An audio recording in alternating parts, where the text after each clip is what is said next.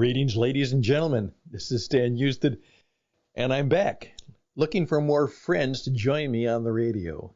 Interesting ideas, perhaps sometimes some instructional ideas, inspiring ideas, inquisitive ideas, sometimes interrogating ideas, sometimes instigating new ideas. Yeah, that's what we do, because it is in the world of ideas that will lead you to greater insights, which will lead you to greater influence, which will lead you to possibly having some real impact. And it's impact that drives income. That's the little bit of a secret, which I'm going to share with you perhaps this week and from this time on, because I've done it before and I'll do it again. Hey, what did you learn this weekend? All right. Hopefully you had a good weekend. Perhaps it wasn't all you wanted it to be. It seldom is. But perhaps sometimes it's even better than you wanted it to be. And from time to time, we are graced that way. But for the most part, oftentimes people don't like Sunday night because that means it's going to be Monday. And things still aren't quite the way we want them to be. Well, we're trying to deal with that in our own life, but today I would like to talk a little bit about the AID and the thing I learned about how we can deal with the robots. And then I was challenged to be able to think very differently. Not really, but I was reminded to think very differently by just having someone put in front of me a truth that I often forget about. And I'm going to share that with you because, in effect, he simply said, you have to ask the two-word question. Who cares? There we go. That's a little bit of the conversation for this Monday evening, and I hope that you will listen in and respond in some way. That's right. We'd like to get you thinking or acting or behaving or fighting back or doing something even better. And that's creating something better than what you hear right here. I'm Stan Houston. The program is Interesting Ideas. And we're getting going. And we're going to do it right now.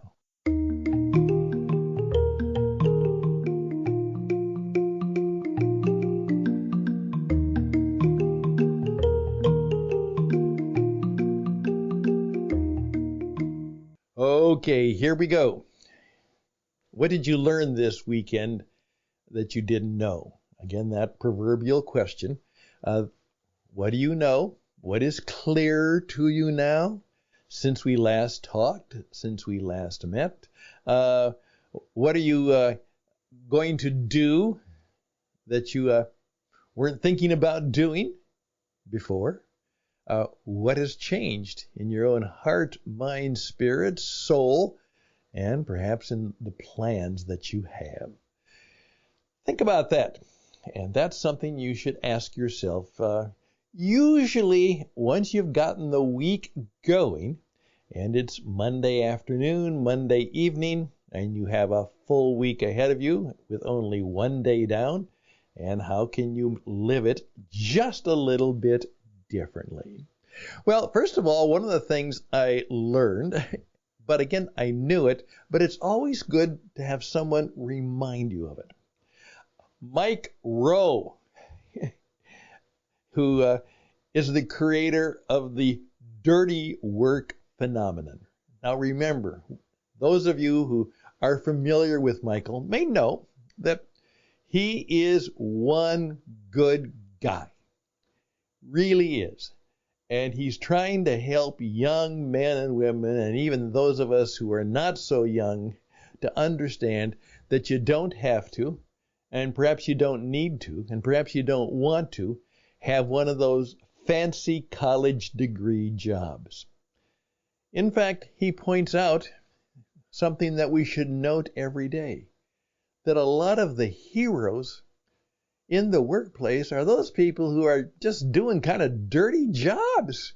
You know, they do work that a lot of people don't want to do or couldn't do. They're dirty. They're hard. They don't seem to have a lot of personal satisfaction in them, but they do them. And in many cases, they do them well.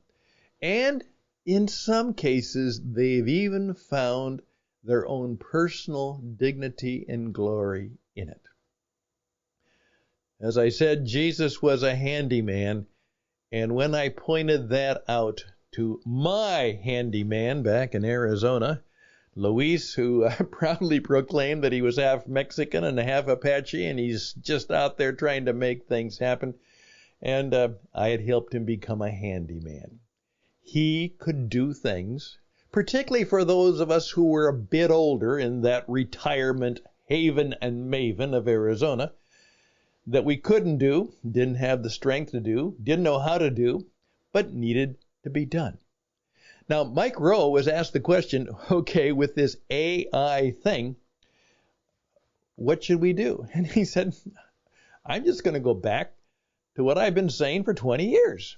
He said, find a skill that a robot can't do that people need or want. Find a skill. Not particularly a great deal of knowledge, but a skill that the robot can't do. Now, what a lot of us who are the, quote, smart people are discovering is that AI can write a better memo than we can. It can produce a pretty good radio program, sometimes even better than we can. Those of us who think we make our living because we have the knowledge and the information and we know how to do things, well, the robot can figure taxes pretty well. The robot can go out and be able to make a financial plan pretty well. The robot can go out there and find the best value in life insurance or any other kind of insurance pretty well. The robot can do a lot of things very, very well. And in many cases, they can do them almost as well, if not better than me. And they sure are a lot cheaper than me. If you can be replaced and you're making $50,000, $60,000 a year, that means that if the employer or the company can find a robot to do your work, that $20,000 or $30,000 robot, and remember, the robot may simply be a piece of software. There may not even be mechanical and manufacturing things needed in that kind of a robot. They will certainly make the move in that direction. If somebody can do it just as well, cheaper than you can do it, they'll probably get the gig. They'll probably get the deal. And we all know that. We just don't want to face it. So here's the question. What can you do that a robot can't do? Or what kind of skill could you develop that a robot can't do? Be thinking about that.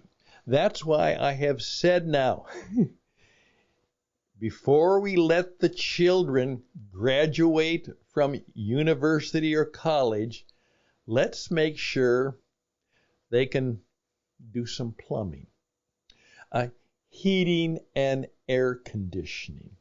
Boy, do we need people who can do heating and air conditioning. Boy, do we need people who can do plumbing. People who can do carpentry. People who can do repair work. People who can fix things. People who can handle things that, in effect, the robot is not smart enough to do because he doesn't have necessarily the spirit or the compassion or perhaps even the intuition that you do. And the robot can't smile and probably say thank you, what can you do? What skill can you have or do you have that a robot can't do? And that's the kind of speech we should be giving to almost every college graduate this year. Hey, what can you do? And please keep in mind that alongside of that, you may actually put in something that the students don't want to hear, where everybody is telling them how wonderful they are. And that could be, you know what? Success is not about you. Success is about how you serve others. That's the deal. How do you serve others? Figure that out. One very smart college, and unfortunately I'm not so sure they still do it, used to require, and it was a spirit-based college that said, before you can graduate, you need to give the university and college your service charter. Put down how you plan to go out and be of service to others as a result of your life and education in the years ahead of you. What is your service charter? And make it good, make it clear, make it concise, and perhaps rather than your resume, which you really don't have a very good one now, maybe you should have a service charter that will make a better impression than any self-absorbed, padded, full of not very true stuff from time to time, a resume of past behavior. As I tell everybody, and particularly employers and employees, a resume is simply a padded record of past performance. Show me how you can be useful and beneficial and make us happy and make the customer happy in the future. That's what we're counting on. Demonstrate to us that you can do just that. Hey, it's 12 minutes. And I got that done. I hope that was helpful to you. Now, I was reminded of something else, and a man who's very successful, but got off to a terrible start, but don't have to go to that. But Jeff reminded me of something, and Jeff Walker, who was one of the first people into the online education business or publishing business, had a little 6-7 minute video, and he pointed something out that I thought was helpful, and it reminded me, and I'm going to tell you about it with full attribution to him. I'm Stan Husted. We will be right back.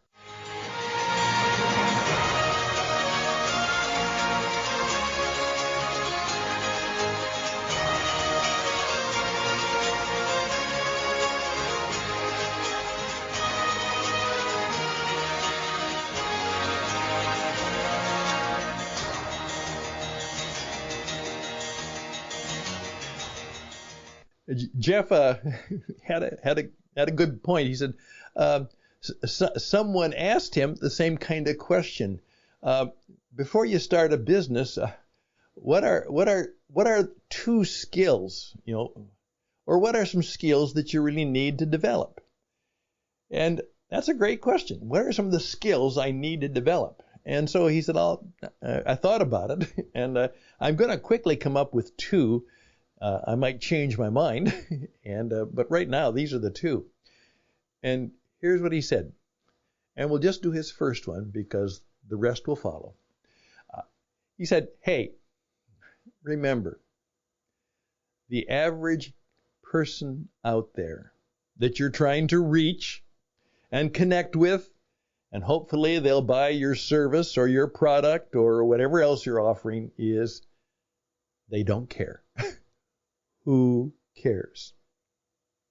You know, they are living their lives, and their lives are, fast and furious and disjointed and difficult and lots of stuff. Everybody's life is hard, fast, and not very simple anymore. And that's true. And you come along and you talk about your stuff, and they don't care. They don't care. And what he claimed was one of the great skills you need to do is to be so thoughtful, so well read, so interesting, and so precise and compelling that you can at least get their attention. And that's true. That's why I say it's attention, interest, desire. Here's the deal, and here's how you can activate and take action. Ada. And that's just good to know. And he said, very simply, go back in what you do and how you pitch what you do and simply ask the question, they don't care. How can I help them to care and to connect? And then perhaps to do something even more. They stay connected, and then they even feel a desire to commit. And not only do they commit, they actually press the button. That is an incredible skill. That's an incredible skill. There we go. And I was reminded of that, and I went back and said, knowing that, what should I do with who I am and the presentations I make and the products and services that I offer? What should I do, remembering that who cares? We've talked about that before, but it's always good to have someone wise and perhaps more successful remind us that that is true. Well, I care. I care about you. You are on a journey, and it's a difficult one, and I'd like to help you. I'm in love with people who have a journey, not just a job. All kinds of people have jobs. You have a journey. You're trying to do something, grow something, become something, arrive somewhere. You are on the move. And I love people who are on the move. And I love your journey, and I would love to help you arrive at the destination, or at least get a little bit closer to it. So reach out to me. My name is Stan Husted at gmail.com, Stan Husted at gmail.com. Here's another skill. Always leave, close, walk away even with a benediction. May it go very, very well for you. Peace, prosperity, and joy be yours for you and your family. May you enjoy the week. And we have a holiday coming up, and hopefully it will be one where you celebrate something special for you, your family, your community, and maybe, for many of us, our country. Best and blessings. Bye for now.